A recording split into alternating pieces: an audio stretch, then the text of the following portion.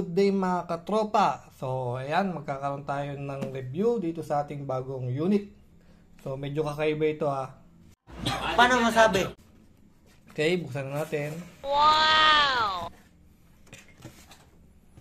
So ayan guys,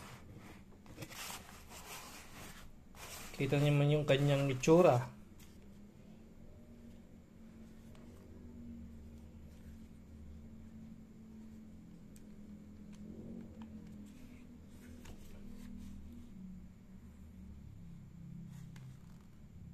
So guys, ito nga pala isang pellet gun.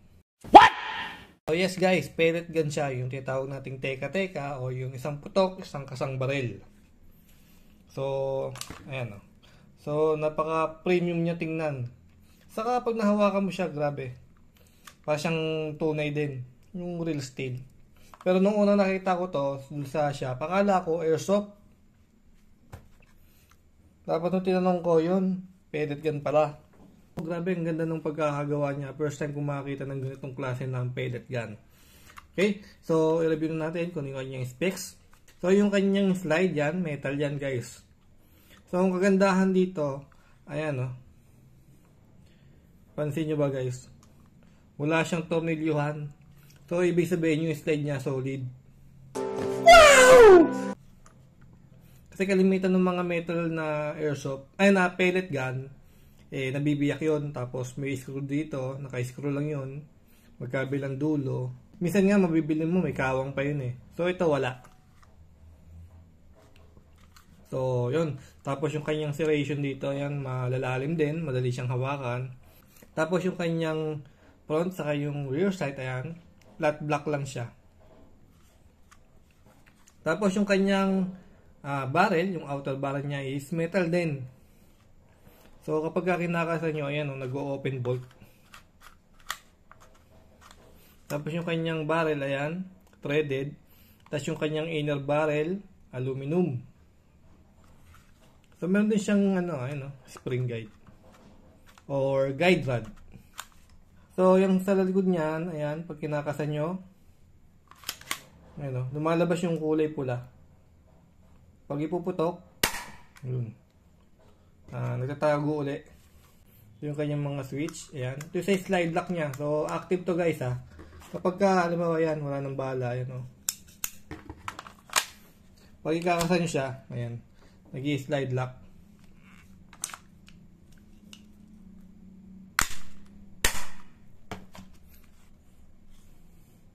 Tapos dito sa kanyang baba, ayan, yung kanyang frame. So yung kanyang frame nito is tingin ko polymer kasi magaspang yung pagka-plastic niya. Yun, yung tunog pa kakaiba. Hindi siya malutong, makunat. Makunat siya, makunat yung tunog niya. Tingin ko polymer. Tapos yun, naka-fit lang din siya Wala siyang tornilyo. Tapos yan, meron siyang rail dito para sa flashlight at laser attachment. Okay, doon sa kanyang trigger naman, ayan, mayroong safety yung kanyang trigger. So, ito yun. Kapag hindi nyo siya nakakalabit ng buo, ayan, hindi nyo siya makakalabit. So, kailangan makalabit nyo siya ng buo. Parang sa Glock, di ba? Tapos yung kanyang ambidextrous na mag-release. Kabilaan yan. Okay, tapos yung kanyang handle mismo, ayan, meron siyang texture na hindi naman siya sobrang lalim, pero okay naman siya hawakan. Tapos hindi rin siya madulas. Meron siyang strap dito, ayan, kaso wala tayong reserba. Tingin ko napapalitan yan. Tapos yung kanyang magazine, ayan, metal yung kanyang magazine na meron siyang 18 rounds na capacity. So kahit ganyan siya kaliit, naman siya, double stack. So, dalawahan yung bala niya, kaya kasya yung 18 rounds. Mabigat din to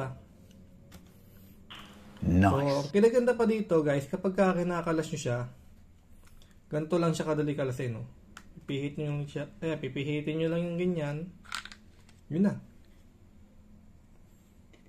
So, kalas na siya. So, yung kanyang sear, ayan, metal. kalimitan ng mga nabibiling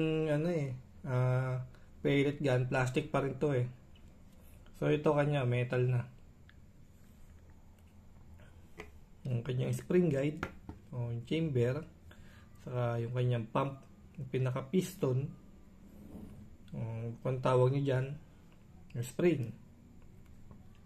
Yan, ganun lang. Tapos pagkakabit,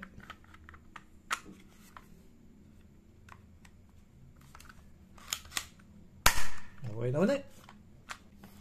Tapos meron nga pala itong kasamang ganito, bala. Hindi ko alam kung paano gamitin kasi hindi naman kasya doon sa kanyang barrel. Saka hindi naman kasya doon sa dito sa kanyang magazine. So tingin ko nilagay lang ito pang display para isipin na laruan lang itong barrel na to. Kasi sa itsura niya mukha talaga siyang tunay eh. Oh.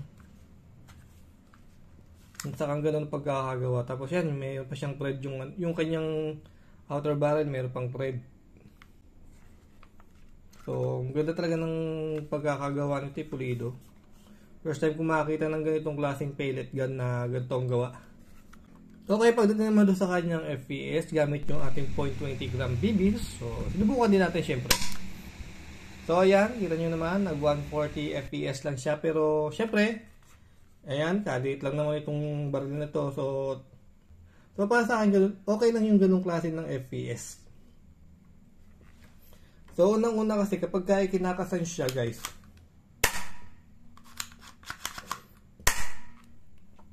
so, hindi siya ganun kahirap ikasa. Kahit mga 7 years old na bata, tingin ko, kayang-kayang ikasa ito eh.